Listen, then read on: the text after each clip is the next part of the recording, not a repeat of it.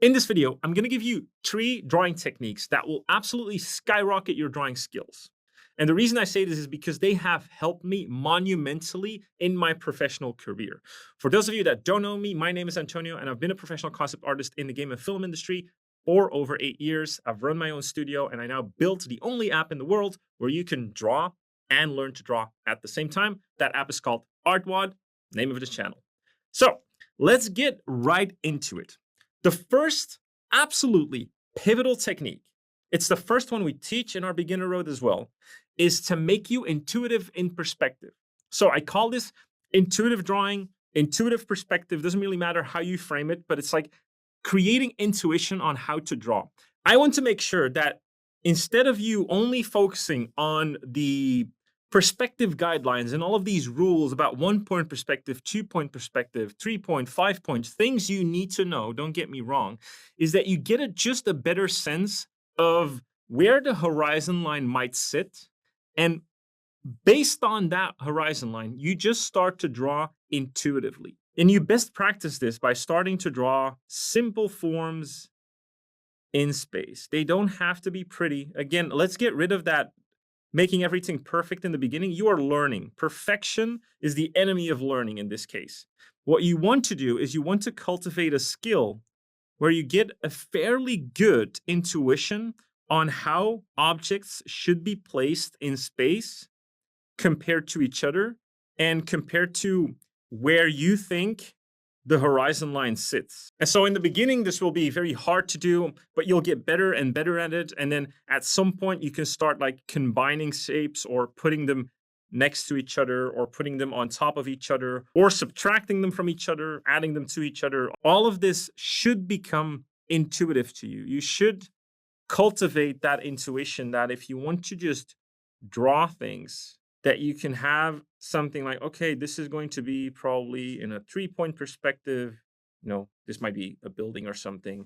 And I want to draw another building next to that. So based on that, I'm just going to draw that building. But not only that, if I want to draw another building that is not in this, not sharing the same guidelines, I can still do that. Even if it's not technically accurate, I just have a good sense of where my horizon line sits in this particular perspective. And based on that perspective, I'm now drawing these shapes in space. And that is going to be so crucial for your development if you want to draw from imagination. Because drawing from imagination means ideation, it means fast iteration, it means putting down things on paper, not only relying on reference or on grid lines to come up with your ideas. And this is, once you understand this with simple forms, then you should practice that with mannequins. You should practice it with just building a simple mannequin in space. So let's say you start building your first mannequin very rigidly. So it's still like a very neutral standing mannequin like this with simple building blocks, nothing too fancy yet. All you're just thinking about is, can I draw these simple boxes and cylinders in space? And based on my orientation of the mannequin, can I have a good intuitive sense of where to place these forms? That's essentially all you're doing, right? So you start with this neutral pose. There's already a little bit of shift in how the boxes and cylinders are oriented in space, but it's very easy because you can build them off of each other. Now, if you struggle with this in the beginning, again, to create a more intuitive sense, you break it apart again. You compartmentalize it again. So you're more like, okay, I need a head. It has a certain orientation. There's a neck attached to that head. And maybe there's just like the top of the torso bending forward. And that's it. And that's all you do. And then you slowly start building that up and adding to it. And you compartmentalize it. You start with just the torso, and then you maybe just do arms, and you just do legs. This is how we do it in our figure road as well. We compartmentalize everything. So you start to get a more, again, intuitive sense on how these things fit together and how you can put them in space with more feeling, with more of your intuition, not based on rules. Because you want to get rid of rules, right? You want to break rules. And this is actually your first step into breaking those rules. It's no longer about being technically accurate. It's about creating a feeling of believability. That's what art is about. At least for me, at least for when it comes to concept art, or when you want to do illustration, or you want to do comic books. I'll give you a great example of this is when 3D was on the rise, when Blender was on the rise, everyone was doing Blender. And I always had the same feeling when I was using Modo or Blender, even ZBrush for sculpting. I always had the same exact feeling. This feels too rigid, meaning that if I wanted to draw out a scene, and I used the 3D model, I didn't feel like I had any creative liberty. And I was always like, I'm much faster at this in 2D, and I can play around and cheat the perspective, still make it look believable, but make it fit my composition and the way that I want to tell the story. And that's why I love creating this intuitive sense of perspective. So that is by far one of the first superpowers you can do for drawing from imagination.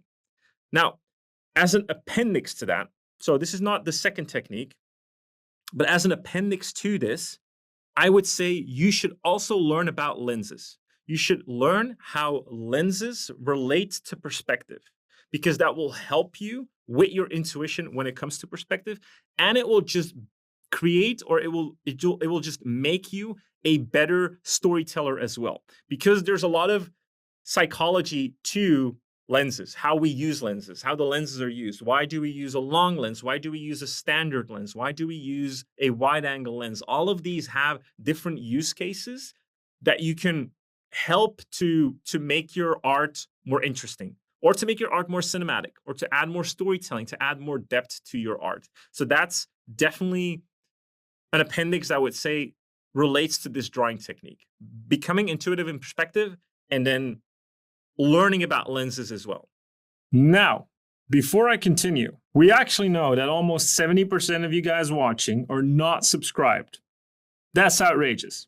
All right? So show us some love and hit the subscribe button. Thank you. Now, the second superpower drawing technique is animation.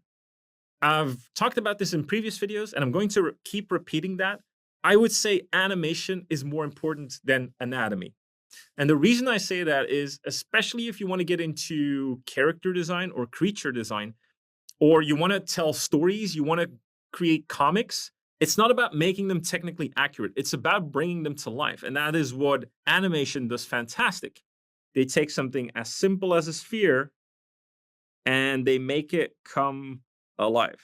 They squash it, learn about there's the 12 principles of animation, where you can squash, you can stretch. The important thing about this in animation is that you learn to also, again, become intuitive with when you stretch a shape or a human, then you have to keep in mind an intuitive sense that the volume of that object stays relative when you stretch it or when you squash it. Very important, because you don't want to break the illusion. And again, this will create a sense of intuition. It will create a better sense of not only design, but depth and understanding of the form that you're drawing. So there's many more animation principles. There's anticipation. Like, let's say we have a ball with a tail, and that tail is about to take off. It might first anticipate to start running, lean backwards, and then go into the run. And then when it's running, it's being stretched again,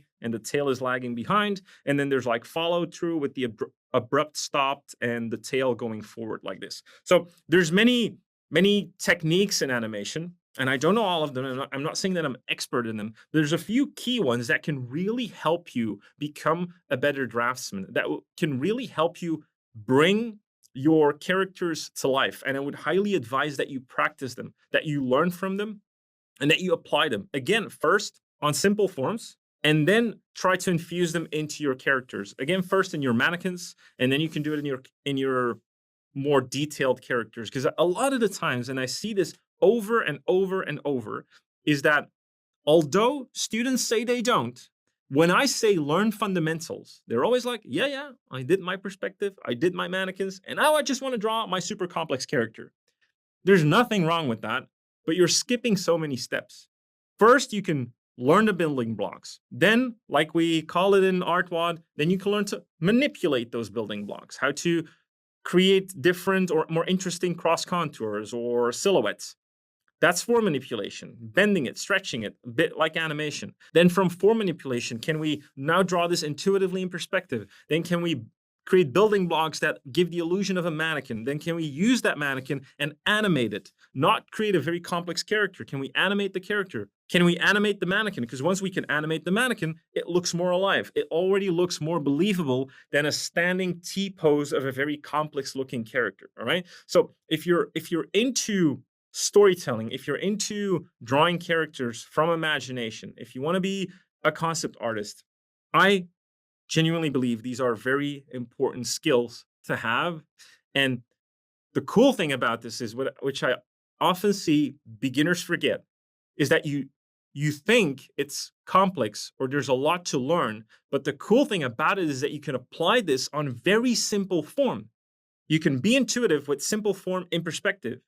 You can be or you can make the figure very, very simple. It doesn't have to be complex. You can start animating a mannequin with very simple techniques. You can learn about animation with very simple forms. So your barrier to entry is actually very low, but you guys keep making it hard for yourself because you always are thinking about the end result and you want to start with very complex characters. And I'm saying, don't do that. Focus on when it comes to learning, okay, when it comes to learning, focus on the building blocks, understanding that step by step. When you understand step one, simple form, how to put it in perspective intuitively, sure, then move on to step two and do something more complex like manipulated form or a mannequin. And then move on to step three, where you maybe add a bit of anatomy. And so you can do it step by step by step. And it's not like you cannot draw a cool character or try to attempt to draw a cool character in any of these phases. You should, to sort of gauge where you're at in terms of your level. But a lot of students, what I see them do is I'm going to learn something today and they try to build a complex character. And what you're actually doing is you're learning nothing. You're just getting frustrated. And that's what I'm going to get rid of. And that's why I think these drawing techniques are so incredibly powerful. And then finally, the last technique, drawing technique, is not actually a drawing technique, it's just the principles of graphic design. I think these are important to learn as well, especially because I mentioned like these are things that will skyrocket and elevate your drawing skills. They will absolutely do that. And learning graphic design is something very underestimated by a lot of students. I know you guys hear a lot about design and cool design and shapes and all of that and shape language because it's like the lingo and the jargon that gets used in the concept art industry. But there's been an entire profession before concept art that has been focused on design for a very long time.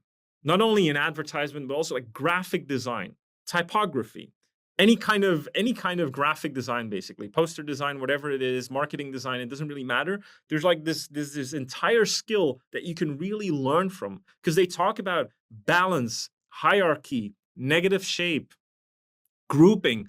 All of these things can be super beneficial to your learning, to your drawing skills, especially later if you want to get into concept art and you want to create a decent looking portfolio. Understanding hierarchy in the way you present things it's a game changer. And the reason I say this is because a lot of the times I'll see students create a portfolio piece and it has a certain main character and then some other stuff, but there's like no design hierarchy in how they present it. And you can literally influence a client if you understand design hierarchy, if you understand how to present your designs, if you understand where to put emphasis, how to group things together. A stupid little thing that I think is absolutely brilliant that actually comes from, I even think it's from icon design. But when you have, let's say you have 5 equal spheres, not good design, by the way, but we can create a better looking design just by grouping them together. You see how powerful that is? Just the concept of grouping can create a more pleasing design from boring shapes. And so that's the power you can have from graphic design that I really think you should also learn and practice because this takes practice. You need to do a lot of that. Not only things like this, but also how you can make more interesting shapes, big, medium, small shapes, how you can work with line, how you can work with negative space. And you should focus on that again with the minimal amount of not effort but knowledge in the sense that you want to have the lowest barrier of entry again. So if you're first starting out with graphic design, do it with incredibly simple form in 2D. So focus on maybe, can I create nice graphic design with just cubes? And can I create some type of hierarchy with these cubes? Is this a pleasing looking design? Can I use alignment for this? Can I use negative space? Can I use the rules of form